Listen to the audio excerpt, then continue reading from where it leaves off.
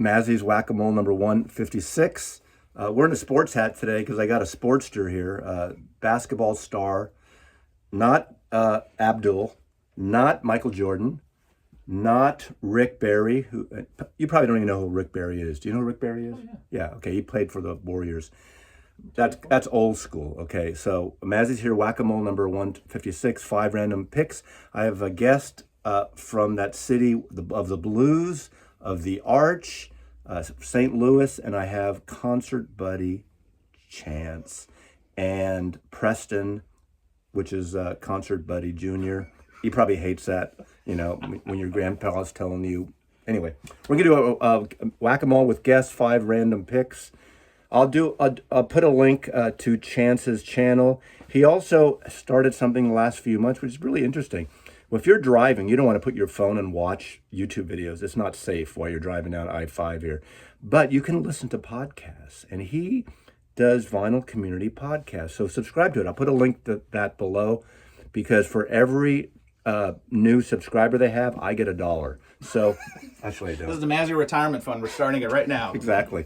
So Whack-A-Mole, Chance, want to say anything to the audience? Hey, this is a pleasure to be here. Hopefully the views are going to be out of this world, and if they're not, I take no credit or blame. You're on vacation here, right? We are on vacation. Yeah, we came up to Seattle. And Preston, let's say hi, Preston. Hello, my name is Preston, concert buddy Junior. This sounds like that. There's a scene in Dazed and Confused, which is exactly like this. What was the highlight of the Seattle trip? You can say that. You can get in. Yeah. We gotta get you in the foreground. I like a lot of grunge bands, so we saw You Don't Have to Creep on My Shoulder. We saw the Kurt Cobain house. It was pretty cool. You mean the Shotgun House? Yeah, yeah. Oh, wow. Don't go to Aberdeen. It's a shithole. Accurate. Sorry, but there's a lot of great. I mean, what's good about Seattle? It is a big music town. There's like 15 at least record stores. There's you can go south and Jimi Hendrix's gravesite, which is actually kind of cool, and people actually go there and have picnics there. It sounds kind of weird, but it's not. I mean, I went with my buddy, was the archivist. We went on the 75th birthday, and we got there like at 10 o'clock, and there was already like half a cake left with it said "Happy Birthday, Jimmy." So that was kind of cool. And of course, there's another statue of Jimmy on Broadway in Capitol Hill. A little statue, and of course all the grunge stuff, which I don't really know about. Hitting all those record stores out here, trying to get firsthand. Mazzy did a nice job of handicapping the stores. Easy Street, a nice shop. That's probably where we actually, I think this is where we started. Yeah. Gonna have breakfast. Pretty good used selection. Highly recommend. Daybreak was also another good used one. So Silver Platters. Silver Platters is good for CDs. Okay, because they had books, CDs, and a lot of new, but I didn't really. It's not a good used store. It's not, but I like the store. It's the closest store physically to me here. Okay. So if it's a new record, I'll go there. And you do record store day there, right? Usually because it's large, and now they do a check off list, so you don't have to grab stuff. Depending on your line, they give you a number and a list. Sure. And the Concert Buddy family made this and brought this to me. Look at that! How cool is that? They spelled. Oh, phew. Saw it. Oh. Sorry, I saw it in the reflection. I thought it was MASS, but it's No. Even though Maslov is MAS, but it is Mazzy. No, I've done that before, believe me. So that, and 2 records, they brought me 2 records that I don't have. A San Francisco, this is that Santana album in 99, I guess you said. 99, yeah. Obviously, Rob Thomas from, what's the Matchbox. band? Matchbox 20, oh yeah. The hit Smooth, that was a huge hit. This is a comeback album for Carlos Santana that because he was at was it Clive Davis? Clive Davis really got him revitalized, because he was with Clive. Mojo, yeah. He was with Clive Davis at Columbia way back in the day, and of course he was signed to Arista. Irony now is that Columbia and Arista is owned by Columbia, Sony, and so everything comes together. And I have seen Gary Clark live, but I don't have any of his records. So thank you. My pleasure. Concert buddy. It's hard to get somebody that has probably everything, something they don't have. So I'm glad we're 2 for 2, and the t-shirt should fit you, size large. Exactly, yes. I'm somewhat svelte. Okay, 5 records. They're going to pick the records. So why don't you go, All right, and then... You want to take this shelf? Or do you want this shot? I'll do that one. All right, well, here's switch my spots. I'll do this. I tell you what, you pick 3 and you pick 2. Done, So okay. just grab them All right. separately, and I'm going to sit here and Ready? just wait. Just can't look. Can't look. There you go. High to the sky. 2. And then I gotta come over this way. Sometimes they're too tight, right? Yeah, that's what she said. Let's see. I'm gonna come over. I'll come over here. We'll do this. Excuse me. Oh, you're good. You're good. Boom. All right. Yeah. Okay. Okay. Okay. All right. You got 2. No, you can't. Don't pull the Don't box. pull the out. box. The box will go tumble on the floor. I'll get split seams. and I'll Oh have my to- God, and I'll no! have to I send forgot you- the oven mitt. I'll I have should to have brought the send you a oven mitt. bill. Oh shit! No, we can't have that. Seattle's expensive. Okay. All right. All right, 3 for me. You're on. Oh, I'm on. Wow. Okay. Well, I'll start here. It's probably one I know. Is this official? This is recent, right? This is part of his reissue campaign. The official bootleg series. Oh, the official bootleg series. So Neil Young, Carnegie Hall. Yeah, 1970. So he's got all the hits. Cinnamon Girl. Let's see what else is on here that I know. This is before Down by the River. I know that one. That's before the big one. I was gonna Before say Harvest. Heart of Gold. Before Harvest. Harvest. Yeah. Okay, that makes sense. Yeah. Okay. And so, Helpless Southern Man. so it has a barcode, so it is official. Yep. Right? And it Official has bootleg. some stuff from Buffalo Springfield, like a Cinnamon. Well, it has Expecting to Fly, Southern Man from his stuff. So yes, Down by the River. I'm gonna from tell a his sad first story. solo record. Yeah. So we went to, what was it called? There was a music festival, Bottleworks, Napa Valley. Oh, And Neil was one of the headliners, and I always wanted to see Neil. This is probably 4 years ago, would you say? This is called pivoting. That's a secret part of whack-a-mole. We don't know to talk about the record. You pivot to something close. So That's right. he's good. Yeah. But anyway, so we're at Bottleworks. We saw Gary Clark was there. I think Mumford. Was Mumford there? Yeah. So anyway, it was a very good festival. Neil Young headlining. We were very close. I always wanted to see a Neil Young. Sounded like, I gotta be honest, sounded like shit. So every couple songs we just got farther back. So I think it's by about song 10, because he had, I think, Promise of the Real was playing as the backing band. And by about song 11, we were out of there. It was rough. That's it was too sad. bad. It was a shame. That's too bad. All right, next one. Interesting. I've never seen this one. So Bob Dylan, Knocked Out Loaded. Okay, Possibly his worst album he ever that's made. probably why I've never seen it. But somebody out there will like it. Is this 80s? Is this 80s Dylan? This is before. This is like late. This is 86. Okay, Yeah. so you have the barcode. Yeah. So this is before. Yeah. This is 80s. 80s was a little rough. There were some good things but Brownsville Girl's a great song on here that he co-wrote with. You know who Sam Shepard was? Yes. Actor, playwright.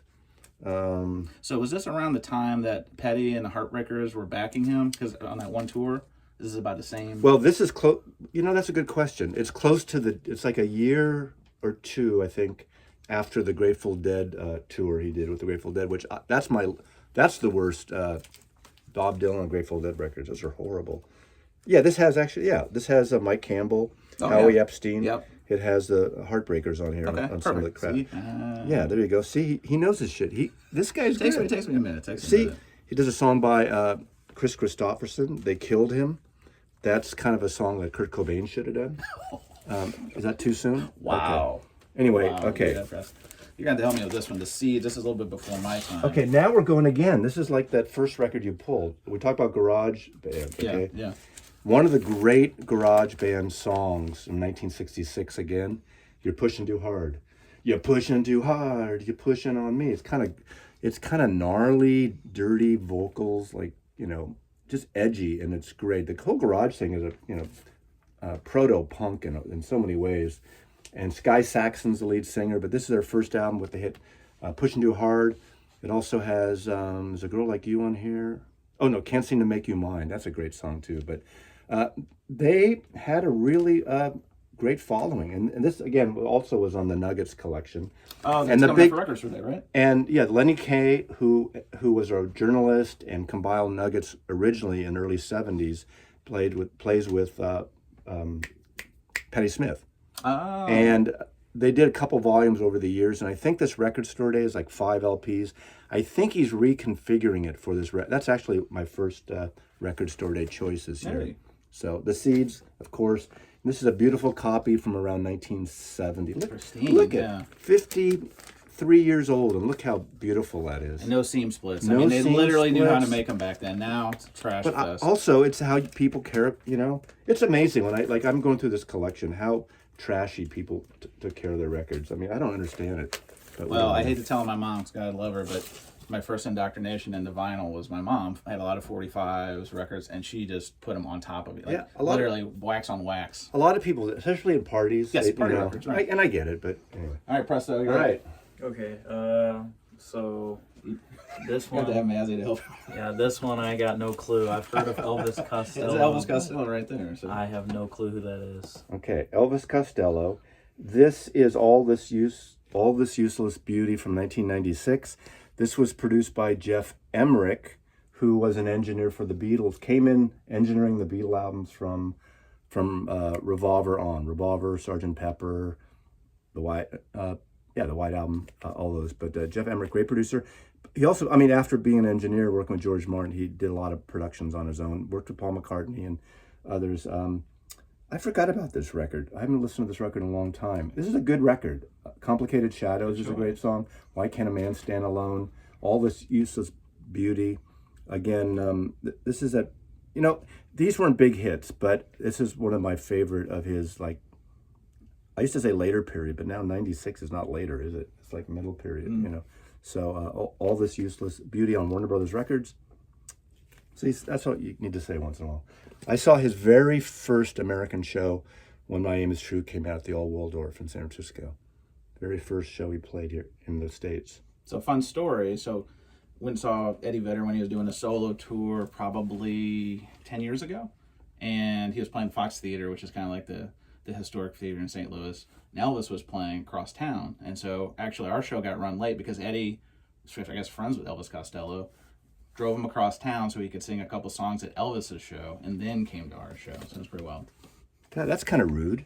You're not even at your own party. It's like, hey, what if I wasn't here and the archivist was upstairs before she moves out, and Mazzy will show up whenever he feels like it. How rude is that, right? Okay. All right, next up. Preston? This one, I was aiming for this one because I actually do know about. Oh, this wait. Did you take your SATs yet? I took ACT. ACT, that's what in the Midwest. It's essentially the same thing. Now, did you do it on your own? Or did your father fill in the things? No. Like you said, so you didn't act. You were aiming for this. How can you aim for something when you do whack-a-mole? Well, I saw it when I walked in, and I was like, He was drawn to it. around. He was drawn to it like animal magnetism. Okay, so talk about it. Are you a Queen fan? I love Queen. That was like my first when I was in 4th grade. That was like my first love as a band was Queen. That album is really good. The opening track, "Play the Game," "Dragon Attack" is like one of the best bass lines by John Deacon, and Roger Taylor is my favorite member of Queen.